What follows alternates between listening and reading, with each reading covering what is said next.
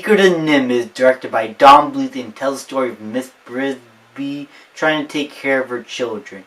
And when she stops a farmer from mowing the lawn, doing crops and everything, basically delaying the inevitable, she is trying to figure out a way how to move her family away from harm's way without getting her son, who is sick with pneumonia, killed along the way. She's trying to do whatever she can to take care of her family. And when she hears by the great owl that a group of rats are possibly willing to help her, she goes to them, and while some of them do intend to help her, some of the rats tend to use the situation as a means to gain power for themselves.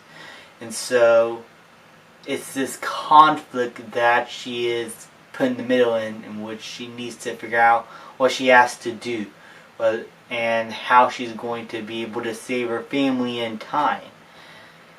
And for the most part, I really dug this film. I think this was a great start for Don Bluth's animation, and it really showcased just how much of a talented director he was at the time. And I still think he's one of the most underrated today. As I said in my trailer for Don Bluth's reviews I did earlier, I think he did a great job here. This is probably, out of all the 80s Don Bluth films, this one felt like he had the most control over. It had the least continuity errors, had the least cuts that are noticeable and everything. It just felt like a cohesive film, whereas with movies like The Land Before Time or All Dogs Go to Heaven, you could tell that there was some stuff cut from those movies because they were either too dark or they just did not need to be there, and it ended up being a detriment to the film. Here, you could tell that this movie is much more focused. It has the necessary things it needs to set up everything, and everything just makes sense. And that's what I love about the film. It just felt like the pacing and directing was just about right here. It's something that I don't think Don Bluth was able to recapture with some of his later films, even some of his good ones. And I think it was because he had more freedom here. The animation, even though this was a very cheap movie to make, this animation is beautiful.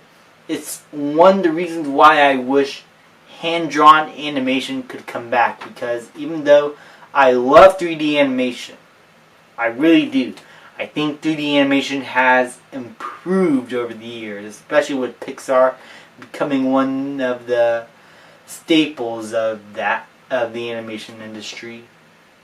I still think that there's something that hand-drawn animation has over 3D animation that it can't replicate, or at least not in the same way that hand-drawn animation can show how things can look and feel in animation form.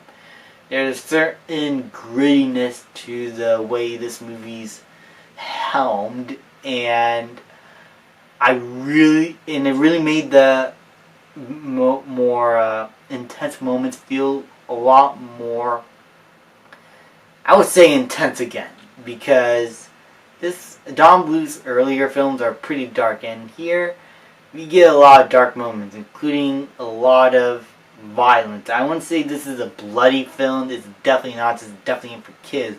But there are definitely some images here that are certainly not for toddlers to witness, especially with how the villain is defeated.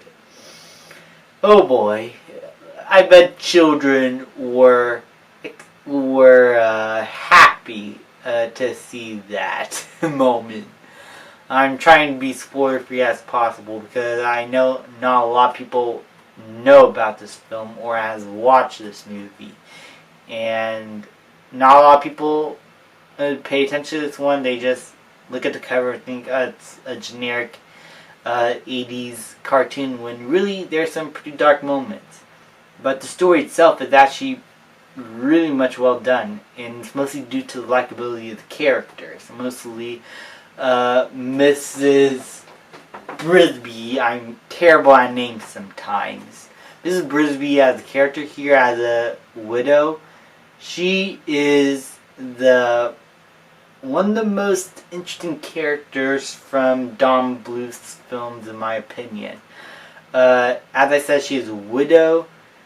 She's trying to take care of her kids and everything. And that all sounds generic, except one of her kids has pneumonia and is possibly going to die. That adds urgency to her entire story and character, because that's like the first thing we know about her. Her son had pneumonia. She's trying to do whatever she can to save him, and this farmer is just not making anything better, especially some of the rats. So it's this added sense of urgency that she needs to save her son before he ends up getting killed by the farmer, or the pneumonia is just going to take over and just kill him. It is dark in that sense. And the ending in which she was able to actually achieve her goals and save her family, I'm not going to spoil how, but it was very much, I wouldn't say tear-jerking, but it was emotionally impactful for me. And it's what I wish some of Don Bluth's later films could have felt like. Some with dark situations, but the ending payoff is earned because of how dark the story was. Not to say that this is the darkest Don Bluth film. There's definitely a lot of humor, especially with the Crow character, who is pretty funny in some cases. The kids are there to bring out some lightheartedness. This is definitely an animated film, and there's a lot of expressive faces and everything. But this is a Don Bluth film. And I'm just going to put it like that. Don Bluth is known to have a lot of dark moments in these films that are very reminiscent of some of Disney's older movies, like Snow White or Bambi.